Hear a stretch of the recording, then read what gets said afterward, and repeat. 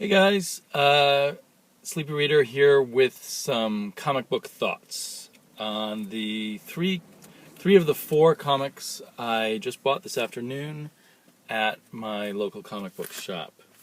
The four new ones I got. I also got where is it?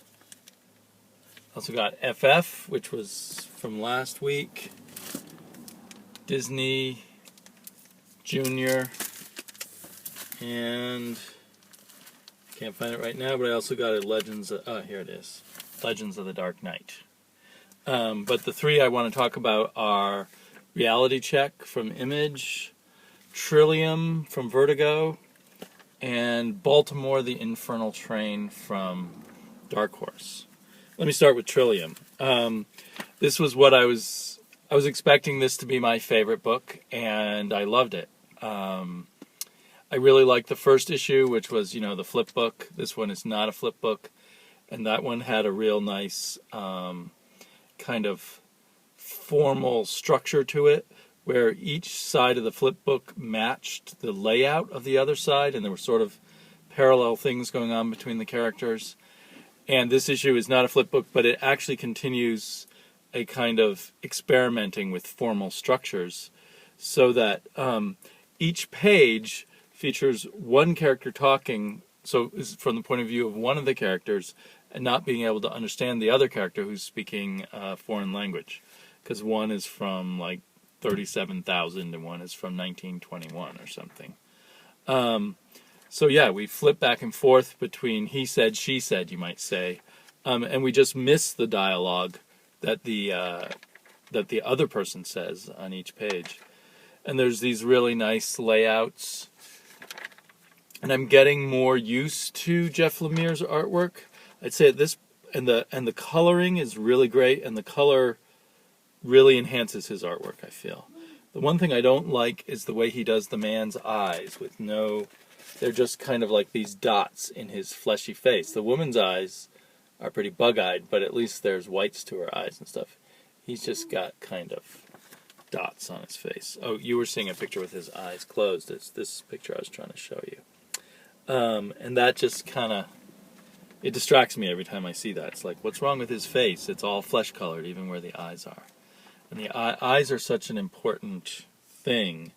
It kind of makes him seem like a non-entity. Maybe I don't know if that's Jeff Lemire's style for whenever he draws men, or it's, oh wait, there the guy has whites to his eyes. So I'm not sure what that lack of whites to his eyes. Anyway, as I was saying, I really like the layouts. I'm getting used to the art. I really love the color. By reading the credits at the back, I realized that Lemire is doing the coloring in the future, and Jose Villalobos. Let me see if I get his name right. Jose Villarrubia is doing the color back in the 20th century. And I like both color schemes. And another interesting thing about this is this entire book, with the exception of maybe 2 pages at the end, is 2 characters standing around talking, kind of exploring a little bit around the environment near them. But I was riveted the whole time. It didn't even occur to me till after reading it that there was no physical action in the book. Lemire kept it visually interesting, and so I just never felt the lack of action. And I'm really appreciating the way he's carefully putting this together, the fact that they can't communicate right away, just all the detail of the way he's thought out the sort of science fictioniness of this, I really appreciate. So this is definitely, a top book for me. Then sort of a bigger risk was Reality Check, which I just couldn't resist because the buzz line for it is basically, and how the book, this issue ends. The ending of this issue is pretty much on the cover, so I don't feel like I'm spoiling it too much. But the setup for the book is that a comic book artist, writer, creator's character comes to life. And it's pretty interestingly written because he's not an unlikable person, but he is definitely kind of a loser and has some unlikable qualities. And you feel kind of sorry for him, and you feel kind of that he's an irritating person at the same time. And there's kind of an interesting backstory about his brother, who was the real genius of the family, but and then the superhero he makes up is a little sketchy, but has this interesting side to him because while he's kind of like Batman, he's distracted by his loneliness and his hormonal drive. So I thought that was really interesting. So I'd say from the writing point of view, it was a good book, maybe not a great book. The problem is, from the art point of view, it's pretty so-so. It's what I would view as sort of passable art that you might expect on a smaller press but commercial book, that's not creator owned and all of that. The stakes are higher in the creator owned world. We kind of expect something either idiosyncratic or at a very high level, something special in some way, and the art doesn't feel special, and kind of more sadly for that in its competence is it doesn't give the story a flavor. Like, I could imagine almost an underground comics kind of drawing style to go with this mocking, postmodern view of superheroes, or some other kind of style. But I want a style, and I feel most let down by the colors, which again are kind of what I would call passable colors, but they don't. Neither the artist doesn't change his style during the sequences that are within the comic book. The comic book within the comic book is in the exact same style artistically as outside of the comic book.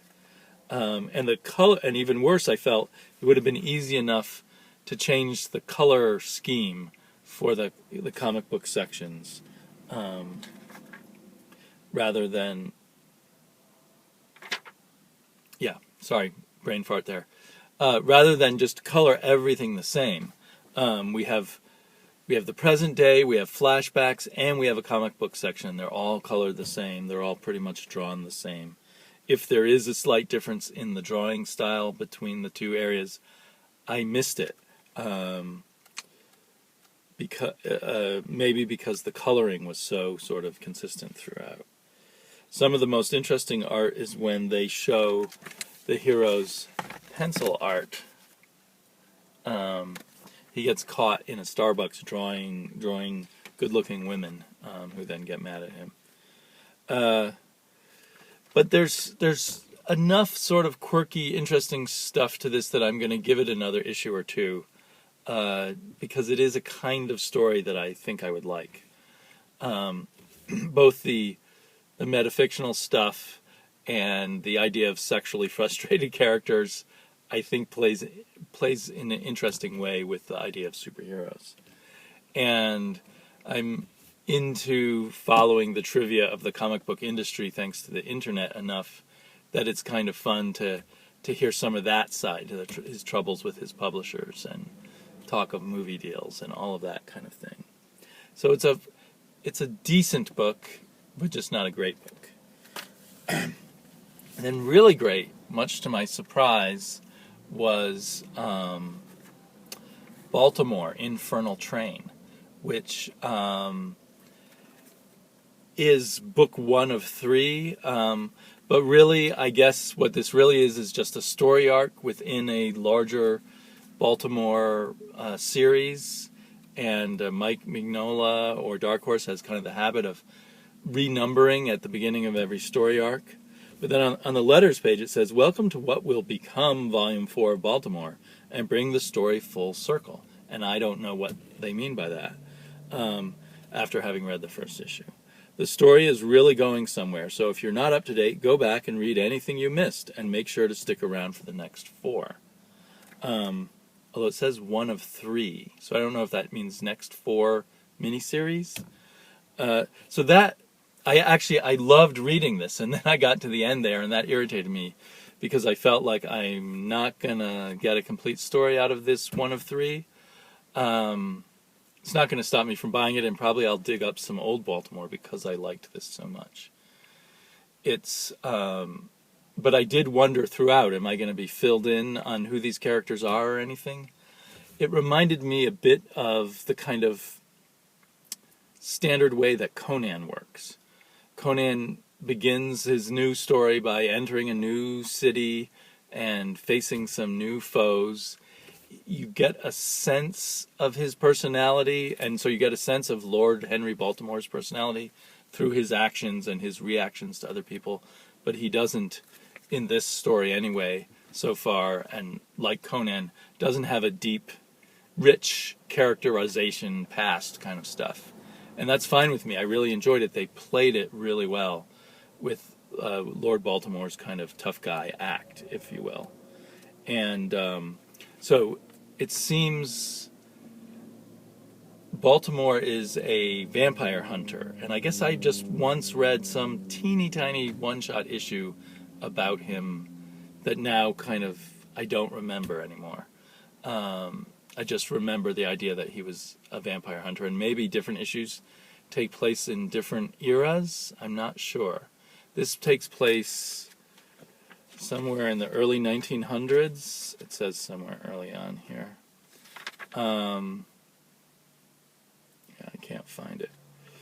Anyway, I think it takes place in, I want to say Budapest. It takes place in some Eastern European country, Budapest. And it must be it's an alternative world that is troubled by a plague that is somehow linked with vampires.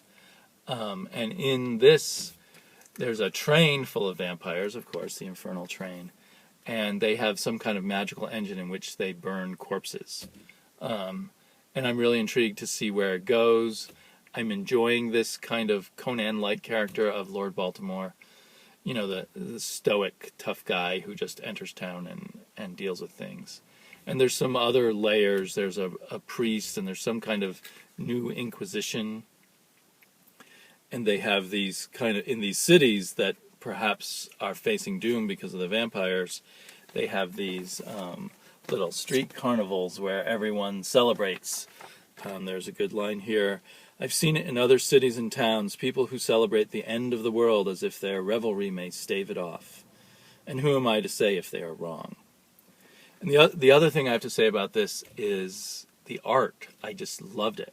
It's got wonderful colors by a colorist that Dave Stewart, that's sort of been established by some people as the best colorist in the business, and I can't really argue there. And just wonderful line work by this artist who I've never heard of, Ben Steinbeck. You know, it's one of those deceptively simple, almost at a glance looks like very basic illustrations, but when you look closer, it's perfectly detailed and wonderful use of blacks and shadows. And I think one of the great things about the colorist, Dave Stewart, is unlike a lot of colors, he doesn't at all work against the line work. He works completely with the line work, so you can appreciate the art that much more through his colors. Not that there's any competition between the colors and the line work, because the black inks of this artist, Steinbeck, are just really incredibly good. I'd almost describe the artwork as a cross between the art in Fatale and the art in Six Gun, and I can't remember the names of either of those artists at the moment. So it would be a toss-up which I enjoyed, Trillium or Baltimore Infernal Train more. I'd almost say Baltimore Infernal Train, but really they're just two different things. Trillium really hits me in my kind of science fiction bones, and Baltimore is a really good kind of old-fashioned pulp adventure in a way, in the best sense of that. So I look forward to more of both of these books, and I guess I need to become a follower of the Lord Baltimore series and figure out what's going on there. It's too bad that they aren't all consecutively numbered. And I guess maybe by renumbering things to number 1, they get people like me to jump on. But now I feel kind of lost where to go next. Okay, so it feels good to be back to reviewing brand new comics, and there'll be more next week. And there'll be, of course, continuing daily videos from me for the next 29 more days. This is not my daily vlog, so there will be another one coming up. Talk to you all later. Bye-bye.